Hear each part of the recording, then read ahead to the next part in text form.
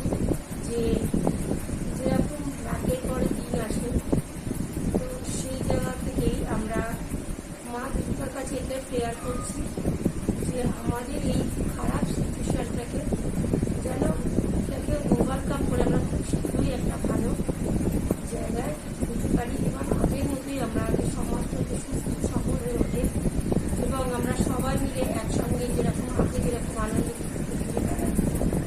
সবাই একসঙ্গে মিলে থাকতাম, সেই পরিবেশটায় যেন আমরা আবার ফিরে পাই, এটাই আমাদের কাছে আমরা মা দুর্গার কাছে কামনা করি। এই কামনা নিয়েই আমাদের এবারে নিবেদন, এটাই হচ্ছে আমাদের এবারে কাজ।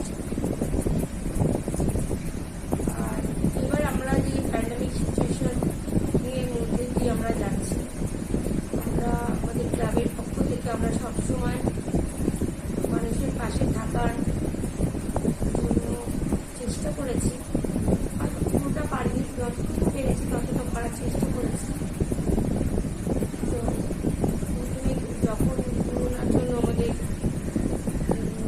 টানা 1.5 মাস লকডাউন ছিল, সেই জায়গায় দাঁড়িয়ে আমরা আমাদের ক্লাবের তরফ থেকে আমরা 300-400 পরিবারকে আমরা যেরকম পেরেছি চাল, বিভিন্ন রকম আইটেম আমরা মিনিমাম আমরা 13-14 আইটেম আমরা দিয়েছিলাম, সবাইকে ফ্যামিলিকে দিয়েছিলাম। এছাড়াও আমরা এলাকায় স্যানিটাইজ করা, সবাইকে মাস্ক বিতরণ করা, স্যানিটাইজার দেওয়া, এগুলো আমরা করেছি এবং আমরা আমাদের ক্লাবের পক্ষ থেকে আমরা এলাকাটাকে স্যানিটাইজ যতটা আমরা ভেবেছিলাম এইভাবে মানুষের পাশে থাকতে চেয়েছি।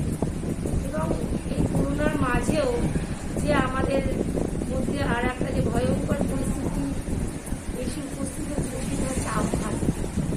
এই আমফানের মধ্যে বহু জায়গায় যে ক্ষতিগ্রস্ত হয়েছিল, তো সেই ক্ষতিগ্রস্ত এলাকায় আমরা গেছিলাম, সাগরদিঘি এলাকাতে আমরা গেছিলাম এবং সেই সাগরদিঘি এলাকায় আমাদের ক্লাবের পক্ষ থেকে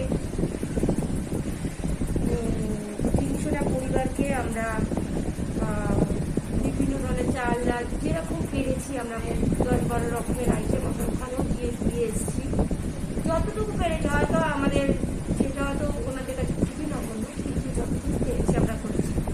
এছাড়াও আমাদের ক্লাবের পক্ষ থেকে একটা ব্লাড ডোনেশনও করেছি। এইভাবেই আমরা সবাইকে নিয়ে সবাইকে একসাথে